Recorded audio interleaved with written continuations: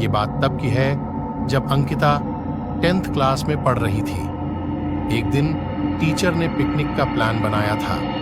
अपने सभी दोस्तों के साथ अंकिता ने भी जाने के लिए हाँ कर दी।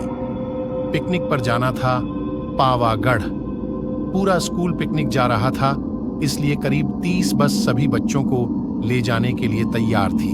अंकिता अपने दोस्तों के साथ सबसे पीछे वाली बस में बैठ गई। सभी हंसते मस्ती करते हुए बस से जा रहे थे। तभी कुछ दूर जंगल के पास पहुंचकर उसी बस से तेज आवाज आई। ये वक्त रात के करीब 1:30 बजे का था। ड्राइवर गाड़ी से बाहर निकला तो उसे पता चला कि टायर फट गया है। ड्राइवर ने सबसे कहा कि बस का टायर बदलने में करीब 2 घंटे लगेंगे। आप सब नीचे उतर जाइए, मैं इसे बदल देता हूं।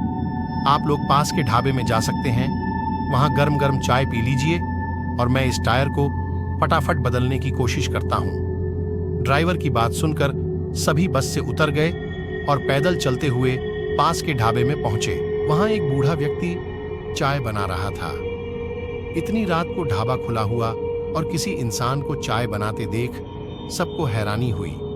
उस बूढ़े इंसान ने कहा, आप सब चाय पी लीजिए, यहाँ अक्सर लोगों की गाड़ी खराब हो जाती है, इसलिए मैं भी अपना ढाबा हरदम खुला रखता हूं। उनकी बात सुनकर सबने चाय का ऑर्डर दे दिया। उन्होंने कुछ ही देर में सबके लिए चाय बनाकर मेज पर रख दी।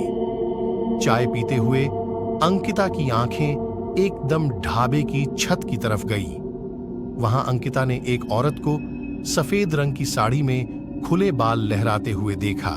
कुछ देर बाद वो जोर जोर से हंसने लगी। भले ही हंसने की आवाज किसी को सुनाई नहीं दे रही थी, लेकिन अंकिता ने उसे मुंह खोलकर हंसते हुए देखा था। ये सब देखकर अंकिता ने डर के मारे आंखें नीचे झुका लीं। कांपते हुए किसी तरह से अंकिता ने चाय दोबारा पीना शुरू ही किया थी कि उसी वक्त जोर जोर से किसी के चिल्लाने की आवाज जंगल की ओर से आई। ढाबे में बैठे हुए सभी बच्चे और टीचर उस आवाज को सुनकर डर गए। सबको डरा हुआ देखकर उस बूढ़े इंसान ने कहा कि मैं देखकर आता हूं, क्या हुआ है, आप लोग यहीं बैठे रहो। इतना कहकर वो आवाज की तरफ बढ़ गया। तभी एक लड़की को खून की उल्टी लगातार होने लगी।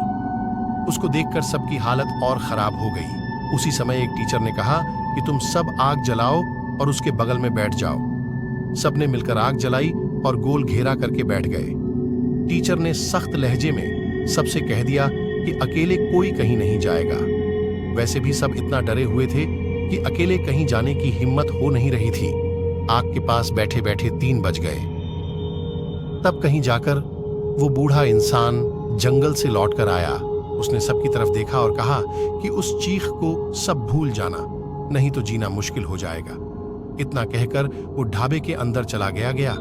तभी ड्राइवर भी टायर बदलकर बस लेकर ढाबे के पास पहुंचा। सभी लोग भगवान का नाम लेते हुए उस बस में बैठ गए। टीचर ने बस में बैठते ही सबको कहा कि कोई एक दूसरे से बात नहीं करेगा, सीधे सब सो जाओ। टीचर की बात मानकर सब चुपचाप बस में ही सो गए।